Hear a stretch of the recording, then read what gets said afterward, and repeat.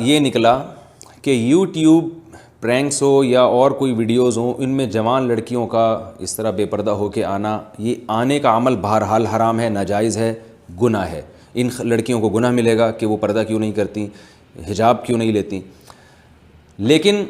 آمدن ان لڑکیوں کی یا یوٹیوب کے چینل بنانے والے کی اس صورت میں حرام ہوگی یا نہیں ہوگی، اس کا مدار اس پر ہے کہ لڑکیوں کی ڈریسنگ اگر اس طرح کی ہے یا ایسی لڑکیاں لائی جا رہی ہیں کہ جو ویورز ہیں ان کا دیکھنے کا مقصد پرینک کے ساتھ ساتھ لڑکیاں بھی ہوتا ہے، جیسے کہ عام طور پر جو بیہودہ ویڈیوز لڑکیوں کی آتی ہیں ان میں لوگوں کا مقصد مذاق کے ساتھ ساتھ خود ان لڑکیوں کو دیکھنا بھی ہوتا ہے، کیونکہ لڑکیوں کو لانے کا مقصد یہی ہوتا ہے کہ لوگ زیادہ سے زیادہ اس ویڈیو کو دیکھیں۔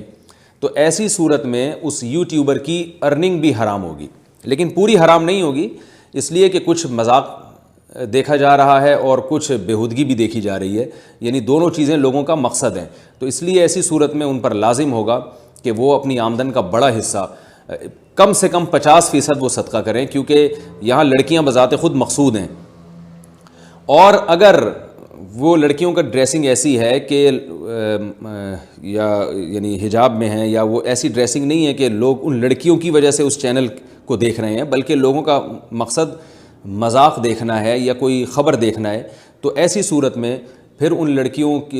کی آمدن، یا جو یوٹیوب بنانے والا یوٹیوبر جو ہے یعنی جس کا وہ چینل ہے، اس کی آمدن حلال ہوگی۔ لیکن پھر بھی یہ کراہت اس میں بہرحال ہوگی کہ ایک بالکل یعنی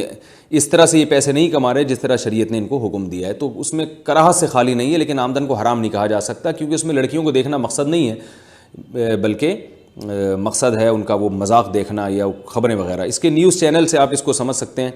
کہ بہت ساری خبریں خواتین بھی پڑھنے کے لیے آتی ہیں، لیکن بہت سے لوگوں کا مقصد ان عورتوں کو دیکھنا نہیں ہوتا، مقصد خبریں دیکھنا ہوتا ہے۔ تو اس ایسی صورت میں اس عورت کا آنا تو بہرحال ناجائز ہوگا، لیکن ارننگ اس لیے حرام نہیں ہوگی کہ اس کو جو تنخواہ مل رہی ہے وہ خبریں پڑھنے کی مل رہی ہے، اپنے جسم کی نمائش کی نہیں مل رہی تنخواہ۔ تو گناہ بہرحال اس خاتون کو ہوگا کہ وہ کیوں آئی ہے، لیکن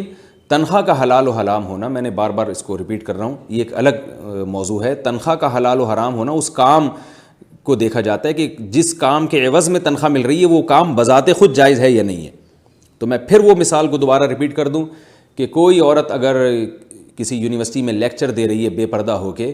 تو تنخواہ اس کو بے پردگی کی نہیں مل رہی، تنخواہ اس کو لیکچر کی مل رہی ہے، تو یہ تنخواہ اس کے لیے حلال ہوگی۔ ہاں، بے پردگی کا گناہ بہرحال ہوگا۔ اور کسی عورت کو تنخواہ ہی اپنے جسم کی نمائش کی مل رہی ہے، جیسے جو فلمی ایکٹرز ایکٹریسز ہوتی ہیں ان کو جو تنخواہ ہی گانے بجانے کی اور اپنے جسم کی نمائش کی مل رہی ہوتی ہے، جو